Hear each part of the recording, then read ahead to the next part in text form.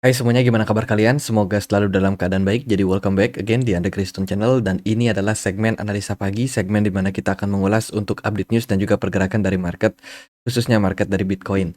Teman-teman, sorry banget kemarin video analisa pagi kita menghilang ya karena di take down oleh YouTube karena menampilkan video bermuatan peperangan, kekerasan, dan tentu saja ya langsung dapat dolar merah teman-teman. Jadi langsung dihapus oleh YouTube ya. Dan aku re-upload kemarin dengan video yang sedikit aku sensor, jadi sorry banget. Kita akan berusaha untuk menjaga isi konten ya, supaya tidak menampilkan video-video yang aneh atau tidak sesuai dengan ketentuan dari YouTube. Jadi, oke, kita hari ini berada di kisaran pergerakan yang masih cenderung negatif, teman-teman, untuk Bitcoin. Hari ini so far bertahan di kisaran level 60.900, dan kita akan mulai pembahasannya seperti biasa dari kalender ekonomi terlebih dahulu. Hari ini akan ada beberapa sentimen untuk pasar. Salah satunya adalah data non-farm payroll, data penting banget tentang pengangguran dari Amerika Serikat atau tingkat ketenaga kerjaan ya. Ini akan berhubungan juga nanti dengan unemployment rate atau data pengangguran, dan tentu saja dua data ini bisa menjadi data acuan penting oleh The Fed ya ke depannya untuk dipertimbang-timbangkan lagi kondisi dari pemangkasan suku bunga yang akan ada di bulan November nanti. Sedikit review untuk beberapa rilis data yang kita temukan di perdagangan kemarin. Dari Uni Eropa kemarin ada Euro Services PMI, di mana data menunjukkan tren masih positif untuk Uni Eropa. So far ya masih di atas 50 ya untuk Eurozone Services PMI-nya. Lalu dari data Amerika Serikat kemarin ada Global Composite PMI dan juga Manufacturing, di mana trennya masih negatif. Jadi dari data kemarin sebenarnya ini negatif untuk dolar. Ya itu sih, hari ini juga cenderung masih bakalan menarik teman-teman. Jadi waspadai aja jam-jam penting. Data non-farm payroll akan rilis di jam setengah 8 malam. Kemudian data unemployment rate juga ada di jam yang sama. Jadi waspada di jam setengah 8 malam nanti. Oke, lalu gimana aja news yang ada di market teman-teman. So far kemarin ada outflow dari beberapa hedge fund ya yang menawarkan produk ETF Bitcoin, dan overall ini masih cenderung negatif untuk pasar. Saat ini kondisi dari Bitcoin dan juga kripto mayoritas memang masih dalam tekanan jual karena memang outflow atau arus keluar yang terjadi, impact dari kekhawatiran terhadap perang yang terjadi di Timur Tengah saat ini, teman-teman. Kemudian dari berita terbaru, Amerika Serikat itu sedang mendiskusikan untuk kemungkinan serangan dari Israel terhadap fasilitas minyak di Iran. Ini Amerika Serikat pasti bakalan support, dan aku cek juga dari data terkait dengan hutang Amerika Serikat, ternyata dalam satu hari kemarin itu mengalami lonjakan yang lumayan signifikan, teman-teman. Dan ini mungkin saja merupakan sebuah dana bantuan untuk mensupport ya sekutu dari Amerika Serikat ini. Jadi ya teman-teman pasti sudah pada tahu geopolitik saat ini benar-benar susah diprediksi, dan konflik yang terjadi di Timur Tengah ini kemungkinan akan panas dingin. Jadi suatu hari bisa panas kayak sekarang ini panas lagi beritanya, tapi nanti akan dingin kembali, tiba-tiba tidak ada berita yang memberitakan, tapi tiba-tiba bisa muncul ada berita serangan kembali. Jadi jual beli serangan masih sedang terjadi antara dua kubu. Maka dari itu harus tetap waspada sih, karena sentimen perang ini biasanya tidak terprediksi, teman-teman. Nah, kita para retail nggak tahu, bahkan para whales Bitcoin juga hampir mengalami kerugian sampai 2 triliun rupiah akibat penurunan harga. Nah, ini retail aja nggak tahu nih, apalagi whales aja bisa nggak tahu tentang serangan yang dilakukan ya oleh Iran kemarin ke Israel, dan itu bikin market panik, teman-teman. Jadi seorang whales BTC baru-baru ini menghadapi kerugian sebesar 60.000 ya, 60.000 US dollar. Oh sorry, kerugiannya sekitar 120 juta US dollar ketika pergerakan Bitcoin dari 66.000 turun menjadi 60.000 kemarin. Gitu. Jadi whales stop posisi long Bitcoin untuk hindari likuiditas atau likuidasi. Parah ya teman-teman. Jadi whales aja sampai rugi, harus cut loss. Ya itu karena sesuatu yang tidak diprediksi, maka dari itu tetap hati-hati bagi teman-teman yang trading. Kemudian BBVA, salah satu perbankan yang ada di Spanyol, teman-teman, baru saja meluncurkan Visa eh, yang akan di-backup oleh stablecoin. Ini untuk tahun 2025. Setauku sih kalau kita memang keluar negeri, kita wajib ya punya punya kayak cadangan dana gitu. Khususnya kalau kita pergi dari orang di negara berkembang pergi ke negara maju, biasanya jumlah aset yang kita miliki di rekening itu harus makin banyak. Nah sekarang ketentuan terbaru ya, salah satu perusahaan perbankan di Spanyol ya, BBVA, ya tidak cuma perbankan sih tapi juga menawarkan beberapa produk investasi lainnya. Nah itu dia mengajukan supaya kalau orang pengen visa ya, pengen punya visa khususnya ke negara Spanyol, itu wajib di-backup datanya, dana mereka punya dana cadangan berupa stablecoin. Jadi ini mungkin sifatnya opsional, tidak harus dengan stablecoin, tapi bisa melakukan hal tersebut, teman-teman. Jadi ini menunjukkan kepercayaan ya terhadap stablecoin yang memang sudah 1:1 dengan mata uang yang di-backup, contohnya dolar, teman-teman. Kemudian dari berita terbaru datang dari Lamborghini, salah satu perusahaan mobil yang sangat mewah ya, itu dikabarkan saat ini tengah menjalin kerjasama dengan Animoca Brand, salah satu memang pengembang gaming di Web3. Jadi Lamborghini saat ini bekerja sama dengan salah satu perusahaan Web3.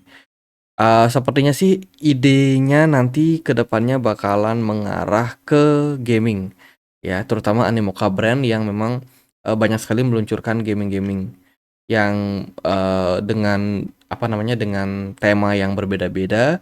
Tentu saja ini bisa menjadi peluang nih Lamborghini masuk atau bisa dibilang berada di dalam game yang diluncurkan Animoca Brand. Sepertinya sih impact-nya nanti ke NFT ya, produk-produk NFT. Oke, dari berita yang lain kemarin di-post oleh Ember CN, teman-teman. Jadi investasi meme coin pendiri BitMEX, Arthur Hayes, tampaknya berakhir dengan kerugian. Jadi sebelumnya Arthur Hayes itu nge-tweet di tanggal 27 September bahwa dia optimis tentang meme coin dan juga membeli meme token ya 250.000 US dollar berupa PP sama MOG. Dia juga beli 250.000, teman-teman. Tapi akhirnya tercatat kerugian ya. Pembelian meme coin tersebut sudah di cut loss oleh Arthur Hayes. Jadi sekelas analis yang bisa dibilang terkenal dan juga salah satu pendiri dari BitMEX saja, dia tidak bisa memprediksi pasar secara akurat, teman-teman. Bahkan investasinya bisa loss pasar. Jadi buat teman-teman nih, para retail yang mungkin, wah kita para retail nggak tahu apa-apa, Wheels aja bisa rugi, teman-teman. Jadi founder dari sebuah exchange pun bisa rugi. Jadi pasar ini benar-benar clear ya, tidak ada yang bisa memprediksi pasar secara pasti dan juga selalu tepat, teman-teman. Mungkin 1-2 kali bisa bisa benar, tapi kalau untuk terus-terusan menurut saya itu eh, hal yang sangat-sangat sulit ya. Kemudian berita terbaru juga datang dari Aptos. Dikabarkan Aptos sepakat mengakuisisi Haspelit, teman-teman. Haspelit ini merupakan salah satu blockchain yang berfokus untuk manga, sport, dan juga musik. Ya, jadi ini adalah salah satu pelopor rantai palet di Jepang dan juga mengubah permainan bagi Jepang dan juga ekosistem Aptos. Jadi ini good news untuk Aptos ya. Kemudian berita terbaru datang dari OpenAI. Jadi OpenAI baru saja mendapatkan investasi ya sebanyak 6,6 miliar US dollar dari Microsoft, Nvidia, dan juga beberapa perusahaan lainnya. Jadi ini kabar yang tentu saja bagus untuk pengembangan ChatGPT ke depannya, dan ya baru saja mendapatkan investasi yang cukup besar. Teman-teman, saya rasa ini bisa menjadi dana yang akan dipakai oleh OpenAI untuk mengembangkan tentu saja teknologi AI. Jadi kalau kita melihat dari berita ini mungkin saja merupakan salah satu hal yang ke depannya bakalan men-trigger ya pengembangan AI lebih masif lagi. Semoga sih impact-nya nanti ke beberapa koin dengan narasi AI. Ya, termasuk juga satu lagi ada WLD atau Worldcoin yang memang ini merupakan bikinan dari Sam Altman. Itu jadi good news untuk OpenAI. Lalu OKX bakalan melisting PayPal USD atau PYUSD for spot trading. Jadi ini juga berita yang bagus untuk PayPal yang kemarin sudah sukses ya meluncurkan stablecoin mereka dan saat ini bakalan listing di OKX. Kemudian berita terbaru juga datang dari Grayscale. Grayscale kembali mencatut banyak altcoin ya. Kali ini giliran AAV, teman-teman. Jadi berita terbarunya adalah Grayscale luncurkan dana AAV. Kemarin Grayscale sama Sui, ya kan? Sui rally lumayan gila dan saat ini AAV.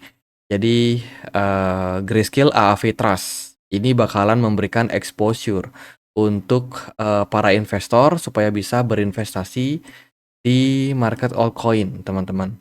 Jadi protokol ini tentu saja bakalan menjadi katalis yang bagus untuk AAV ya bergerak ke depannya karena kalau kita melihat dari rekam jejak Grayscale yang kerap kali memang mengkolaborasikan produk mereka dengan beberapa altcoin ini seringkali membuat pergerakan altcoin tersebut mengalami lonjakan kenaikan disebabkan karena impact dari banyak investor yang FOMO, kemudian juga Grayscale tentu saja harus memiliki aset berupa AAV sebagai aset membackup untuk ETF mereka yaitu Grayscale AAV Trust, teman-teman. Dan saat ini sih untuk narasinya ini masih sangat-sangat baru ya. Kalau kita lihat impact-nya terhadap harga AAV itu sudah mengalami lonjakan.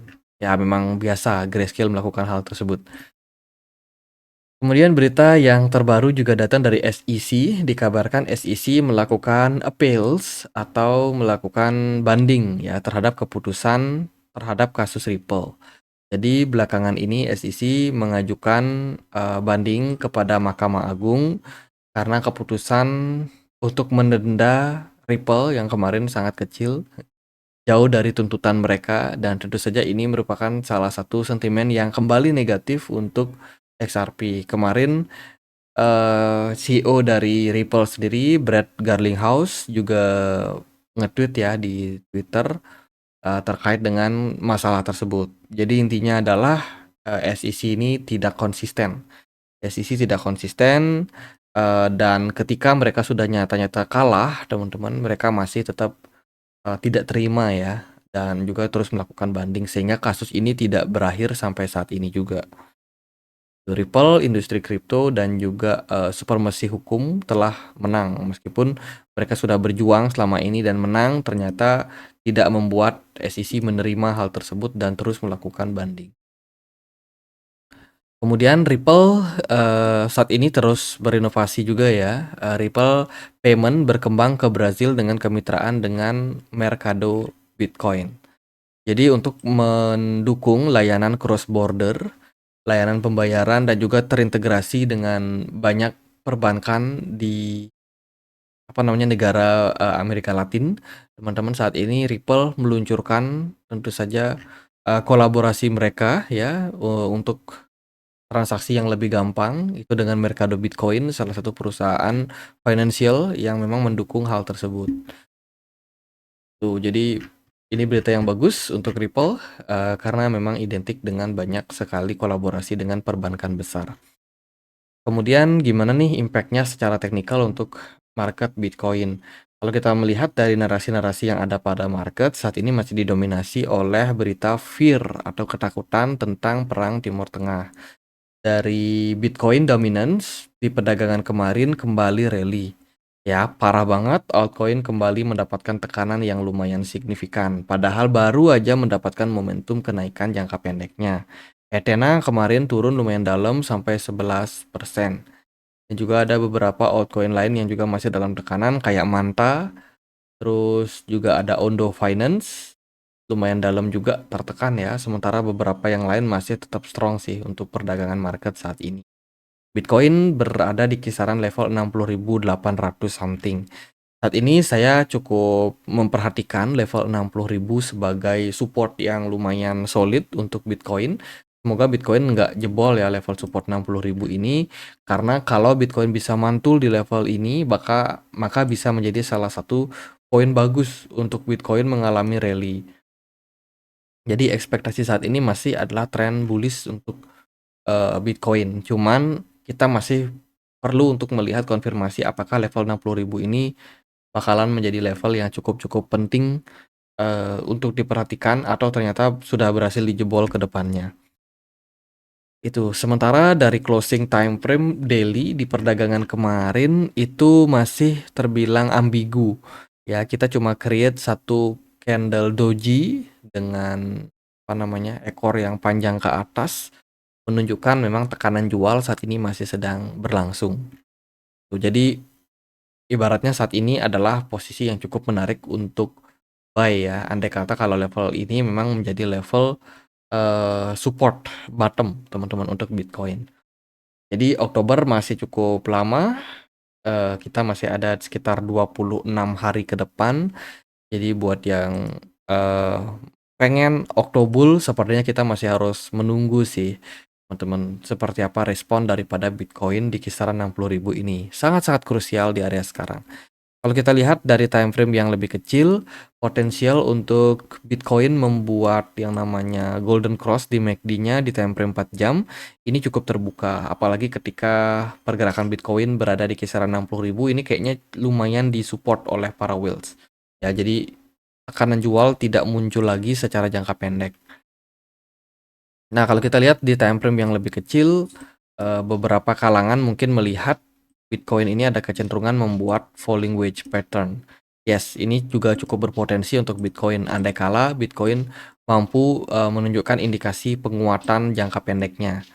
Next target sih untuk Bitcoin kalau dia berhasil menembus level 61.200, itu bisa menjadi salah satu sentimen yang bakalan menggerakkan market ya. Jadi akan ada retracement Bitcoin ke kisaran level 63.000 something. Kemudian dari MACD di time frame 1 jam lumayan bagus, ada bullish divergence, tapi smart money-nya masih belum terlalu banyak aktivitasnya di market. Bahkan whales pun juga masih wait and see dalam posisi saat ini. Oke, jadi kesimpulannya seperti itu. Teman-teman, intinya adalah 60.000 harus dijaga oleh Bitcoin. Kalau Bitcoin mampu mempertahankan hal tersebut, maka target jangka pendek kita adalah 63.000. Dengan target medium atau jangka menengah mungkin adalah kembali ngetes area 67.000 ke depannya. Sementara kita masih membutuhkan beberapa sentimen-sentimen bagus untuk pasar ya. Andai kata kalau Bitcoin gagal mempertahankan level 60.000, maka next target Bitcoin bisa saja turun ke 57.000 sampai 56 ribuan something sebagai next support untuk Bitcoin. Oke, jadi gitu aja buat update kali ini. Semoga videonya bisa bermanfaat. Bila mana ada pertanyaan lain, ada koin lain buat dibahas, bisa banget tulis di kolom komentar channel YouTube ini. Sekian aja akhir kata saya Andre, makasih.